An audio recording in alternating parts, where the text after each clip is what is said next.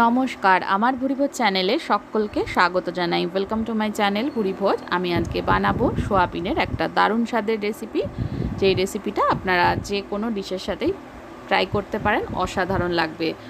ভাত, রুটি, পোলাও, লুচি, পরোটা, fried rice ইত্যাদির সঙ্গে ট্রাই করতে পারেন। তার জন্য সোয়াবিনগুলোকে সেদ্ধ করে নিয়ে ঠান্ডা করে নিয়েছি। ঠান্ডা করে জলটা চিপে নেব। সেদ্ধ করার সময় সামান্য পরিমাণে নুন দিয়ে এটা সেদ্ধ করেছি।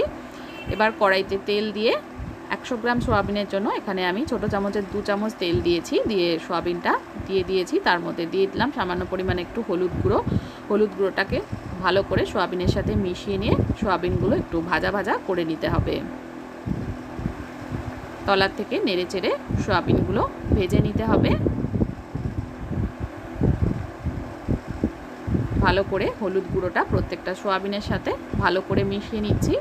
সোয়াবিন ভাজার সময় কিন্তু খুব বেশি তেল দেওয়ার দরকার নেই। আমি এখানে অল্প পরিমাণে তেল ব্যবহার করেছি, কারণ সোয়াবিন কিন্তু সম্পূর্ণ তেলটাই শুষে নেয়।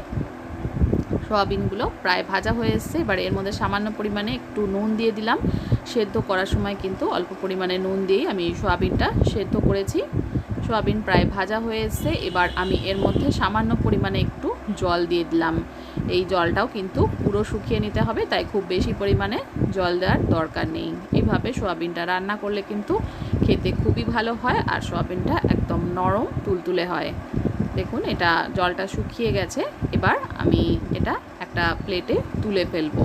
আর সোয়াবিন ভাজার সময় যে কড়াইতে একটু তলায় লেগে গেছিলো জল দেওয়ার ফলে কিন্তু সেটাও উঠে আসবে। এবার প্লেটে তুলে নিচ্ছি। এইভাবে সোয়াবিন রান্না করলে কিন্তু ভীষণ সফট হয়। এবার আমি স্পেশাল একটা মশলা তৈরি করব। তার জন্য গ্যাসে কড়াই বসিয়ে 2টো তেজপাতা, গোলমরিচ, বেশ কিছু কয়েকটা গোলমরিচ দানা দিয়ে দিয়েছি, আর 2টো শুকনো লঙ্কা ব্যবহার করেছি। দিয়ে দিলাম ছোটো চামচের 1 চামচ গোটা ধনে। এবার দিয়ে দেবো ছোটো চামচের 2 চামচ গোটা জিরে। আর দিয়ে দেবো এর মধ্যে গোটা গরম মশলা। গরম মশলার মধ্যে একটা লম্বা দারচিনির টুকরো রয়েছে, 2টো এলাচ আর লবঙ্গ রয়েছে। সমস্ত কিছু ভালো করে একটু ভেজে নিতে হবে। একদম কম আঁচে এগুলো আমি 25 থেকে 30 সেকেন্ড মতন ভেজে নেব। এবার মিক্সিতে দিয়ে দিয়েছি, আর কড়াইতে 1 ইঞ্চি আদা টুকরো করে আর 3-4টে লঙ্কা ভেঙে নিয়ে শুকনো কড়াইতে ভেজে নেব। এবার এটাও কিন্তু এর মধ্যে দিয়ে একসাথে বেটে নেব। সামান্য পরিমাণে জল দিয়ে এগুলোকে খুব মিহি করে বেটে নিতে হবে। এবার কড়াইতে সর্ষের তেল গরম করে সামান্য পরিমাণে একটু জিরে দিয়ে দিলাম। জিরেটা একটু ভাজা হয়ে গেলে 2 পিঞ্চ মতন হিং দিয়ে দিলাম। হিংটা দেওয়ার পরে যে বাটা মশলাটা তৈরি করেছিলাম সেটা দিয়ে দিলাম। এবার এই মশলাটাকে একটু তেলে কষিয়ে নেব। এর মধ্যে দিয়ে দিলাম নুন, ছোটো চামচের 1/2 চামচ নুন, 1 চামচ হলুদ গুঁড়ো।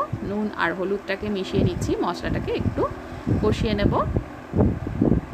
যেহেতু ভাজা মশলা, এটা থেকে কিন্তু কোনো কাঁচা গন্ধ বেরোবে না, তাই একদম তেল ছাড়া পর্যন্ত আমি এটাকে কষাবো না। মশলাটা একটু ঘন হওয়া পর্যন্ত ওয়েট করব। এর মধ্যে 1 চামচ কাশ্মীরি লঙ্কার গুঁড়ো অ্যাড করলাম কালারের জন্য। কালারটা অসাধারণ আসে কাশ্মীরি লঙ্কা গুঁড়ো দিলে। দেখুন মশলাটা ঘন হয়ে এসে এবার এর মধ্যে দিয়ে দিলাম ছোটো চামচের 1/2 চামচ মতন গুড় দিয়ে দিলাম। আখের গুড়, এটা দিলে কিন্তু ঝোলের কালারটা অসাধারণ হয়, আর গুড় কিন্তু চিনির থেকে খাওয়া অনেক স্বাস্থ্যকর। এবার ভালোভাবে এটাকে মিশিয়ে নিলাম। দেখুন এটা ঘন হয়ে এসে গ্রেভিটা। এবার এর মধ্যে আমি দিয়ে দিচ্ছি ভেজে রাখা সোয়াবিনগুলো। এবার সোয়াবিনটাকে ভালোভাবে মশলার সাথে মিশিয়ে কষিয়ে নিচ্ছি,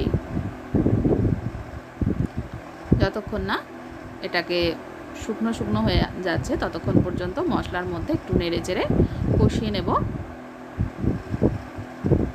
তলার থেকে নেড়ে চেড়ে এটাকে কষিয়ে নিচ্ছি। আর সোয়াবিনটা এই মশলার মধ্যে কষানোর সময় অবশ্যই কিন্তু ফ্লেমটা লোয়ে রাখতে হবে।